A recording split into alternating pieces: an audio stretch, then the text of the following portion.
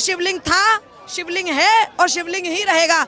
उसमें अगर कोई अराजक तत्व, आक्रांता, देश विरोधी ताकतें अगर उसमें छेद कर दें तो शिवलिंग जो है वो फवारा नहीं बन जाएगा। वो वैसी जैसे चींटी, मक्खी, मच्छर खूब घूमते हैं, बयानबाजी कर रहे हैं, अपनी राजनीतिक रोटियां सेक रहे हैं, तो देख लीजिए आप, वहाँ जल्द ही फैसला आने वाला है और वहाँ भगवान महादेव का, देवादिदेव का बहुत सुंदर और दिव्य मंदिर बनेगा। हर हर महादेव। नमस्कार, मैं हूँ आपके साथ मनीषा डिंडोरिया। स्वागत है आप सभी का हमारे चैनल पर। अल्पना चौहान जी इस वक्त मेरे साथ है। हम ज्ञानव्यापी मुद्दे को लेकर आज कोर्ट में सुनवाई होनी थी, लेकिन अब वो 30 मई तक टल गई है। लेकिन इसको लेकर एक बड़ी खबर ये भी आ रही है कि शिवलिंग को लेकर छेड़छाड़ की है। ये खुद विष्णु जैन ने बताया, जो कि हिंदू पक्ष के वकील है। अब जो लोग फवारा बता रहे थे वो लोग छेड़छाड़ क्यों कर रहे हैं? अपना सबूत लाइए या फिर फैसला आने दीजिए। नमामि शमीशान निर्वाण रूपम विभम व्यापकम ब्रह्म वेदम स्वरूपम निजम निर्गुणम निर्विकल्पम निरीहम चिदाकाशमाकाश वासम भजे हम। अर्थात जो शंकर है वो कण कण में व्याप्त है, वो सर्वस्व है। ये धरती, ये सृष्टि, ये धरा, ये अंबर सब भगवान शिव की बनाई हुई है। वो मंदिर था, मंदिर है और मंदिर ही रहेगा। वो शिवलिंग था, शिवलिंग है और शिवलिंग ही रहेगा। उसमें अगर कोई अराजक तत्व, आक्रांता, देश विरोधी ताकतें अगर उसमें छेद कर दें तो शिवलिंग जो है वो फवारा नहीं बन जाएगा। 500 साल पहले क्या उनके अब्बा फवारा बनाना सीख गए थे क्या? 500 साल का तो उनका इतिहास नहीं है। वहाँ आप आर्कियोलॉजी को लगा लीजिए, खगोल शास्त्रियों को लगा लीजिए, भूगोल शास्त्रियों को लगा लीजिए, आप वहाँ देखिए ना, तथ्यों को जाकर देखिए। नंदी का मुख जो है शिवलिंग की तरफ है, वहाँ शंकर जी विराजमान थे। वो शंकर जी का शिवालय है, शंकर जी का ही शिवालय रहने वाला है। ये अराजकता तो कितनी भी कोशिश कर ले, कितना भी षड्यंत्र कर ले, ये सत्य को बदल नहीं सकते। सत्य कभी पराजित नहीं हो सकता। असउद्दीन ओवैसी हो गए या फिर विपक्ष के तमाम लोग और मुस्लिम पक्ष के लोग फवारा साबित करने में लगे हुए हैं कि ये फवारा ही था। लेकिन अभी एक मुस्लिम युवक को पकड़ा है जो कि एक नुकीली चीज के सहारे वहां छेद भी कर रहा था और उसे फवारा बनाने की कोशिश कर रहा था। यानी कि मान रहे हैं कि शिवलिंग है। आप खुद बताइए, जब अगर उनको डाउट है तभी तो उसमें छेद किया जा रहा था। और उस ओवैसी की जिसकी आप बात कर रहे हैं, उस व्यक्ति की मानसिकता ही बहुत विक्षिप्त है। भाई पूछिए उससे, वो किस अधिकार से बात कर रहे हैं? उनको भारत से प्यार नहीं है, भारत के संविधान में विश्वास नहीं है, लोकतंत्र में विश्वास नहीं है, भारत के कानून में विश्वास नहीं है, वो भारत माता की जय नहीं बोलना पसंद करते हैं, तो वो इस देश की आस्था और संस्कृति की क्या बात करेंगे? तो ऐसे विक्षिप्त लोगों के कहने से शिवलिंग बदल नहीं जाएगा। वो शिवलिंग था, शिवलिंग है और शिवलिंग ही रहेगा। देखिए, मान तो बहुत लोग रहे हैं कि औरंगजेब ने आकर यहाँ पर मंदिर तोड़कर मस्जिद बनाया था। अब असउद्दीन ओवैसी जो है मुगलों के पक्ष में उतरे थे। अभी हाल ही में आपने बयान देखा होगा कि बीजेपी को सिर्फ मुगल ही नजर आते, जबकि आक्रांता बहुत आए थे विदेशी।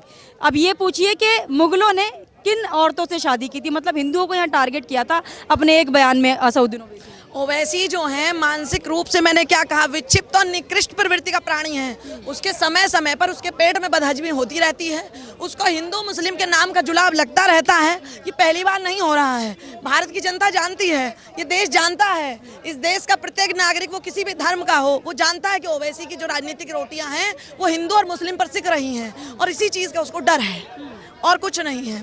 मामला न्यायालय में है, न्यायालय तय करेगा, तथ्य सामने रखे गए हैं, बहुत जल्दी तथ्य वहां सामने आएंगे और वहां आप देखिएगा भगवान देवादिदेव महादेव का सुंदर और दिव्य मंदिर वहां बन करके तैयार होगा। जैसे अभी ये शिवलिंग के साथ छेड़छाड़ हुई है, जैसे बोला जा रहा था काशी की बारी है, तो क्या काशी में भी अब प्रूफ ढूंढ रहे होंगे कि कैसे भी करके हम इसको फवारा साबित कर दें? जो ये बारी चल रही है, ये जो शिवलिंग ढूंढा जा रहा है मैडम, ये काशी में ही ढूंढा जा रहा है। और उस मस्जिद का जिसका ये जिक्र कर रहे हैं उसका नाम है ज्ञानवापी। आप मुझे बताइए, कभी आपने अपने जीवन में, आप पढ़ी लिखी हैं, एक रिपोर्टर हैं, या आसपास खड़े लोगों से भी पूछ लीजिए, कभी आपने किसी मस्जिद का नाम उर्दू में, अरबी में, फारसी में सुना होगा, लेकिन संस्कृत में नहीं सुना है। उसका नाम ही ज्ञानवापी है। वापी मतलब कुआं, ज्ञान का कुआं। वहाँ श्रृंगार गौरी मंदिर हुआ करता था। वहाँ आप देखिए, हिंदू मंदिरों में नंदी जी का मुख किधर होता है? सदैव भगवान शिव की प्रतिमा की तरफ होता है। और वहाँ 350 वर्षों से नंदी अपने देवादिदेव महादेव की प्रतीक्षा कर रहे हैं। और आप जल्द देखिएगा कि फैसला सबके सामने आ जाएगा। वहाँ देवादिदेव महादेव का सुंदर, दिव्य और भव्य मंदिर बन। क्या लगता है किस पक्ष में फैसला आ सकता है? या मैं कह रही हूँ, वो मंदिर था, मंदिर है, मंदिर ही रहेगा। वहाँ शिवलिंग था, शिवलिंग है, शिवलिंग ही रहेगा। मैं और आप कौन होते हैं? काशी तो स्वयं महादेव को सबसे ज्यादा प्रिय है। मैंने क्या कहा, नमामि शमीशान निर्वाण रूपम विभम व्यापकम ब्रह्म वेदम स्वरूपम निजम निर्गुणम निर्विकल्पम निरीहम चिदाकाश माकाश वासम भजे हम। जो इस संपूर्ण विश्व में व्याप्त है उसको कौन मिटा सकता है, किसकी ये औकात। वो वैसी जैसे चींटी मक्खी मच्छर खूब घूमते हैं, बयानबाजी कर रहे हैं, अपनी राजनीतिक रोटियां सेक रहे हैं, तो देख लीजिए आप वहाँ जल्द ही फैसला आने वाला है और वहाँ भगवान महादेव का, देवादिदेव का बहुत सुंदर और दिव्य मंदिर बनेगा। हर हर महादेव। ठीक है, बहुत बहुत धन्यवाद आपका। देखिए तमाम लोग और भी यहाँ पर खड़े हुए हैं, इन लोगों से भी एक बार जान लेते हैं। आपका क्या नाम है सर? वीर सिंह चौहान। अच्छा सर, यहाँ पर जनता का ये कहना है कि चाहे वो ज्ञानव्यापी का मुद्दा हो, काशी विश्वनाथ का, मथुरा का या बाबरी मस्जिद का, ये सब मुद्दे इसलिए उठाए जाते हैं ताकि जनता को महंगाई का मुद्दा ना उठाना पड़े या फिर जनता को जो है भटकाया जा सके। क्या कहेंगे? देखिए महंगाई कहाँ है आज अगर एक मजदूर को भी मजदूरी के लिए बोलो तो 500 की जगह 800 रुपये मांगता है। एक 3 व्हीलर वाले को बोलो 200 की जगह 300 किराया मांगता है और हम देते हैं। महंगाई कहाँ है? मैं तो ये कहता हूँ हर व्यक्ति को 100 रुपये हर महीना भारत सरकार को देना चाहिए। किस लिए देना चाहिए? जो परिवार का मुखिया है उसको 100 रुपये। किस लिए? कि प्रधानमंत्री मोदी के पास इतना पैसा इकट्ठा हो सके जो कि वो आधुनिक नई तकनीक के हथियार खरीद सकें, जो कि हमारी सरकार के ऊपर बोझ ना पड़े। आज ये लोग महंगाई की बात करते हैं, महंगाई कहाँ है? देखिए अगर हमारे देश के अंदर अगर किसी चीज़ की उपज कम हो जाती है तो उस चीज़ की सबको मालूम है महंगाई बढ़ जाती है। आज यूक्रेन और रूस का युद्ध चल रहा है, उसके कारण अंतर्राष्ट्रीय महंगाई चल रही है। हमारा देश अनोखा नहीं है जिसमें कि महंगाई है। ये एक गलत बात है जो महंगाई को और हमारे देश के जो राजनीतिक लोग हैं मोदी सरकार से जोड़ रहे हैं। महंगाई बिल्कुल भी नहीं है। आजकल लोग तनख्वाह मांगते हैं 50-50 हज़ार रुपये और कहते हैं महंगाई है। मोबाइल रखेंगे 50,000 रुपये का, बोलेंगे महंगाई है। गाड़ियां रखेंगे, एक घर के अंदर 5 मेंबर हैं तो 5 गाड़ियां रखेंगे, कहते हैं महंगाई है। आज पब्लिक ट्रांसपोर्ट क्यों नहीं यूज करते हो?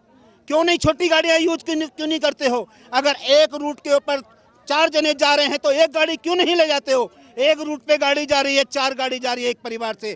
कहाँ है महंगाई? आजकल ज्यादा हिंदू मुस्लिम होने लगा है पहले के हिसाब से। पहले सब मिलजुल के भाईचारे के साथ रहते थे, आजकल जो है बहुत हिंदू मुस्लिम हो गया है, मंदिर मस्जिद पर लड़ाई हो रही है। हक, अपना हक मांग लिया तो महंगाई का मुद्दा हो गया और हिंदू मुस्लिम हो गया। इस देश के अंदर अगर किसी ने भी अपना हक मांगा है तो कोई ना कोई व्यभिचारी उठ करके खड़ा हुआ है और उसने यही बोला है कि मुद्दे को मुद्दे से भटकाया है और राजनीति में भाई भाइयों को लड़ाया है। आज हिंदू मुस्लिम की बात करते हैं, देखिए हिंदू लोग उसी चीज को अपना बता रहे हैं जहां पे उनको सबूत दिए जा रहे हैं भाई ये हमारा है। आज तक किसी ने जामा मस्जिद को तो नहीं बोला कि ये हमारी है, लाल किले को तो नहीं बोला ये हमारी है। अरे जो तुम्हारी है और ना हमारी है, ये सारी धरोहर भारत देश की है, मगर जो हिंदुओं की आस्था के प्रतीक मंदिर हैं वो हिंदुओं के ही हैं। आज से पहले मतलब जैसे बीजेपी का शासन आया है तभी से ज्ञानव्यापी का मुद्दा उठा, बाबरी का मुद्दा जो है सॉर्ट आउट हो गया, अब मथुरा की बारी है ऐसा भी कहा जा रहा है। इससे पिछली सरकारों ने क्यों नहीं सोचा था इन सब मामलों? देखिए औरंगजेब हमारे भारत देश का सबसे क्रूर शासक था। वही लोग मतलब जैसे शिवलिंग का प्रमाण मिला था तो तमाम पक्ष के लोगों ने ये भी दावा किया था कि वो फव्वारा है। अगर वो फव्वारा है तो शिवलिंग के साथ छेड़छाड़ क्यों हो रही? देखिए अब से 800 पहले इनके बाप दादा बिजली लेके आए थे, बिजली के पानी में मुंह में पानी भर के फुहारा चलाते थे। कहाँ से आया फुहारा और किस चीज से चला रहे फुहारा? ये औरंगजेब के जमाने के शासन का मंदिर था जिसको तोड़ा गया और मस्जिद में तब्दील किया, मगर मंद बुद्धियों ने सारे के सारे वहाँ से सबूत नहीं हटाए। आज वहाँ पे अगर खुदाई करेंगे, उनकी दीवारों को तोड़ेंगे और वहाँ पे जो अवशेष हैं उनका जो विशेषज्ञों द्वारा जांच कराएंगे तो इतने प्रमाण मिलेंगे ना, इनकी बोलती बंद हो जाएगी। आज जिस तरह से इन्होंने राम मंदिर भारत सरकार के कहने पे, सुप्रीम कोर्ट के कहने पे हिंदुओं के हवाले किया है, उसी तरह से ज्ञानवापी, कृष्ण जन्मभूमि और हिंदुओं के कम से कम 20,000 मंदिर जो सारे के सारे वापस चाहिए। वापस चाह रहे हैं आप सब मंदिर? हर वापस चाहिए, 20 के 20,000 मंदिर चाहिए। 20,000 मंदिर हैं। इससे भाईचारा बना रहेगा क्या? देखिए भाईचारा किस चीज का? हम तो हिंदू मुस्लिम एकता तो होती है भारत में। ये नहीं, भाई तो वो हैं, हम तो चार। अरे जो व्यक्ति अपने भाई भाई का सगा नहीं हुआ, आप इतिहास उठा कर देख लो, औरंगजेब ने अपने बाप दादाओं के साथ क्या किया, औरंगजेब के बच्चों ने औरंगजेब के साथ क्या किया। जब इन लोगों के अंदर एकता नहीं है तो हमसे किस चीज की उम्मीद करते हैं कि हमारे साथ भला करेंगे। आज औरंगजेब ने मुगलों के शासक थे, ये रक्षक नहीं थे, ये भक्षक थे। आज उसी बात का हिसाब हिंदू जनता उनसे मांग रही है।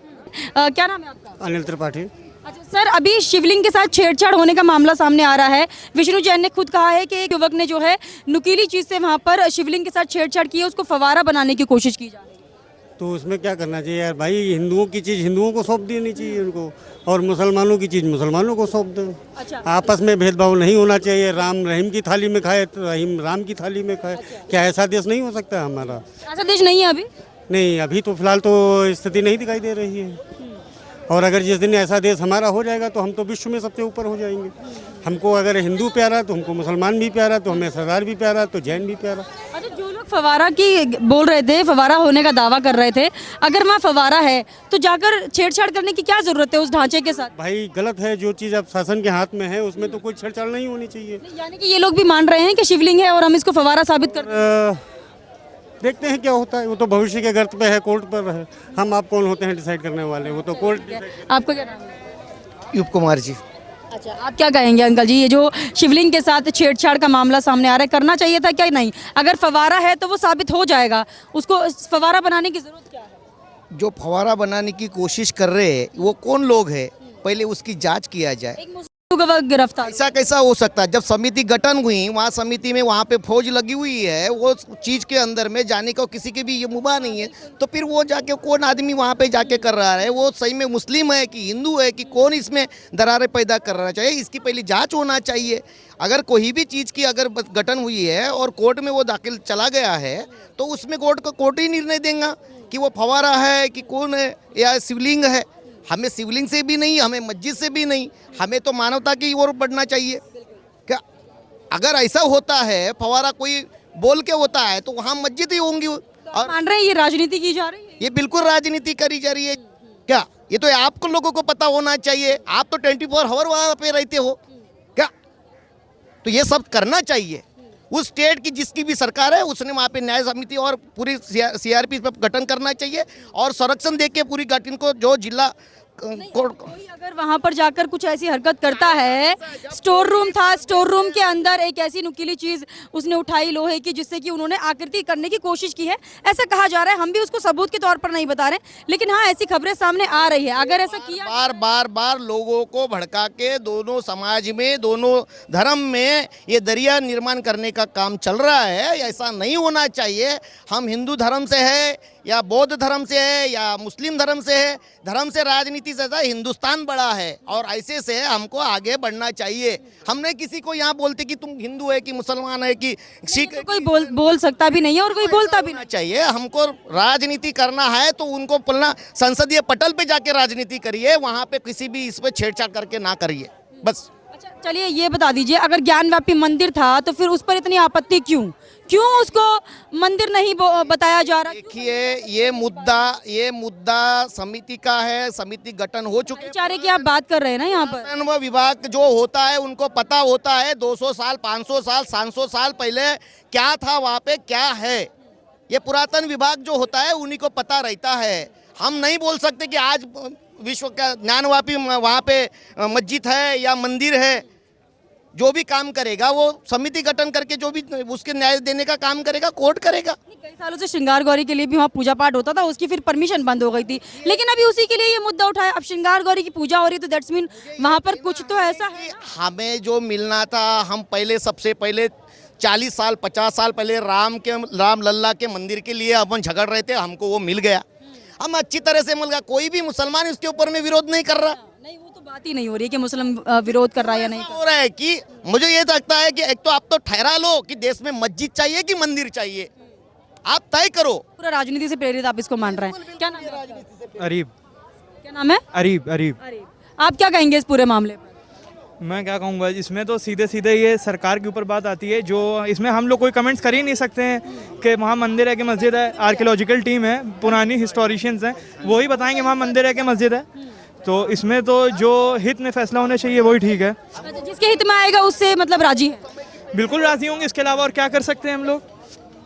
नहीं मतलब अगर सबूत मिलते हैं तो जिस पक्ष में जाएगा फैसला वो तो आना ही है। अब ये मजबूरी तो नहीं है ना कि राजी होना ही पड़ेगा? मजबूरी भी कह सकते हैं इसको। अगर हिंदू पक्ष में जाएगा, अगर वहाँ पर मिल रहे हैं सबूत, तो मजबूरी क्यों? हाँ, अगर सबूत मिल रहे हैं तो बात अलग है। तो ये मजबूरी क्यों? आप कह रहे हैं कि मजबूरी में मानना ही पड़ेगा फैसला। मतलब तब तो मानना ही पड़ेगा ना, वो तो बात आगे अगर वहाँ पे वो साबित हो गया कि वो हिंदू है तो देन इट्स फाइन, तो ठीक है। तब ठीक है, हाँ ठीक है, तो कोई मजबूरी नहीं नहीं है। चलिए ठीक है। आपका क्या नाम है? जीशान। अच्छा जीशान, जीशान आप क्या कहेंगे इस मामले पर, जिस तरीके से ये पूरा मामला? भाई साहब ने बताया कि टोटल ये राजनीति है, राजनीति के सिवा कुछ नहीं। मैं यूपी का रहने वाला हूँ और मेरा घर गोरखपुर में पड़ता है और हम योगी आदित्यनाथ का जो क्षेत्र है गोरखनाथ, वहाँ से आते हैं। मुश्किल से हार्डली मेरे घर से हाफ किलोमीटर में है और हमारे यहाँ से जो मुस्लिम समुदाय है उनका भी बहुत अच्छे ताल्लुकात हैं योगी जी के साथ में। आज तक ऐसी कोई इवन आप जो योगी जी का चेहरा देखते हैं जब वो पटल पे खड़े होकर या मंच पे खड़े होकर कुछ बात कहते हैं, पहले अभी तो कम हो गया लेकिन जब मुख्यमंत्री बनने से पहले वो बात करते थे, भड़काऊ भाषण देते थे, ऐसा शहर के अंदर कभी नहीं रहता था। उनका शासन अच्छा है, सब कुछ अच्छा है, प्रशासन अच्छा है, लेकिन एक वोट बैंक की राजनीति है सबकी अपनी, चाहे वो कांग्रेस हो गई, चाहे वो बीजेपी हो गई या समाजवादी पार्टी है। ये सिर्फ अपना हित देखते हैं, जनता का हित नहीं देखते हैं। इनका काम ही है कि लोगों को रियल मुद्दों से हटा करके आप अदर चीज़ों में घुमा दो। मैं अभी ट्रैवल कर रहा था, मेरा ट्रैवल की जॉब ज़्यादा है, ट्रैवलिंग में देख रहा हूँ लोग कोई भी क्या देश में चल रहा है, कौन बॉक्सर जीत रही है या क्या अपने देश में डेवलपमेंट हो रहा है, कहाँ महंगाई बढ़ रही है या क्या अच्छी चीज़ें, लोग ध्यान नहीं दे रहे हैं। सबका ध्यान किस पर है? ज्ञानव्यापी और काशी विश्वनाथ। मैं बहुत छोटा था, मेरे फादर पोस्टेड थे बनारसी में, मैंने ज्ञानव्यापी भी मस्जिद भी गया हूँ और काशी विश्वनाथ मंदिर भी घूमा हुआ है और 80 घाट भी घूमे हैं। कोई डिफरेंसेस नहीं था। लेकिन इधर जो है 3-4 सालों से बहुत सारे मुद्दे इतने हैं, क्योंकि कोरोना की वजह से देश में डिस्टर्बेंस है, जीएसटी की वजह से डिस्टर्बेंस है, नोटबंदी की वजह से डिस्टर्बेंस है। इन सारे डिस्टर्बेंस को छिपाने के लिए जो नेता निगरी है उनका काम है कि दूसरे मुद्दों को हाईलाइट कर दो, आप रियल मुद्दे हट जाएंगे। ये मुद्दे उठाए जा रहे हैं, इन सारे मुद्दों को ढका जा रहा है। बिल्कुल ये मुद्दे उठाए जा रहे हैं, ऐसे कोई मुद्दे हैं ही नहीं देश के अंदर में। चलिए ठीक है। बाबा जी आप बताइए, भाईचारा नहीं, भाईचारा नहीं है कोई भाईचारा। हिंदुस्तान में तो हिंदू मुस्लिम भाईचारा इतना है कि लोग मिसाल देते हैं इसकी। इससे जो गलती करेगा दंड वही पाएगा, जो राम का नहीं वो किसी का नहीं। जय श्री राम। जो राम का नहीं, लेकिन राम रहीम तो एक थाली में बैठकर खाते हैं। हम कुछ नहीं कह सकते, जो गलती करेगा नहीं चाहते राम रहीम साथ में रहे। हम इससे ज्यादा नहीं कह सकते। हम इतना ही कहते हैं जो गलती करेगा वो दंड पाएगा। हम तो यही कहते हैं जो राम प्रभु का नहीं है वो किसी का नहीं है। उन्होंने बहुत अच्छा बोला और हम ये चाहते कि भाई ज्ञानवापी पर क्या चाहते हैं, किस पक्ष में फैसला आपको जाता हुआ नजर आ रहा है? अभी तो देखो ऐसा है, फैसला तो जनता के हाथ में है। अभी जनता कुछ भी कह सकती, कोई भी, अभी कोई क्या कह रहा है, कोई क्या कह रहा है। न्यायालय की तो देखिए तमाम लोगों से मैंने बातचीत की है, यहाँ पर अलग अलग तरीके से लोगों ने अपनी राय मुझे दी है। किसी का कहना है कि राजनीति से प्रेरित इस मुद्दे को भटकाया जा रहा है, ज्ञानवापी का मुद्दा हो या फिर बाबरी का मुद्दा हो या फिर मथुरा का मुद्दा हो, मंदिर और मस्जिद के मुद्दे को लोगों का ध्यान भटकाने के लिए लाया जा रहा है ताकि महंगाई से ध्यान भटके या फिर देश में जो अन्य मुद्दे हैं उनसे ध्यान भटके। लेकिन तमाम लोगों का ये भी मानना है कि औरंगजेब जैसे आक्रांता ने हमारे देश में कई मंदिरों को तोड़कर हिंदुओं से उनकी धरोहर को छीना था और आज हिंदू जाग गया है और वो अपनी धरोहर वापस चाहता है। तो इसीलिए इनका यही कहना है कि हमारी मांग है, जिस तरीके से बाबरी मिली है वैसे ही ज्ञानवापी पर भी फैसला हिंदू पक्ष में आना चाहिए ताकि हिंदू को उनकी धरोहर वापस मिल सके।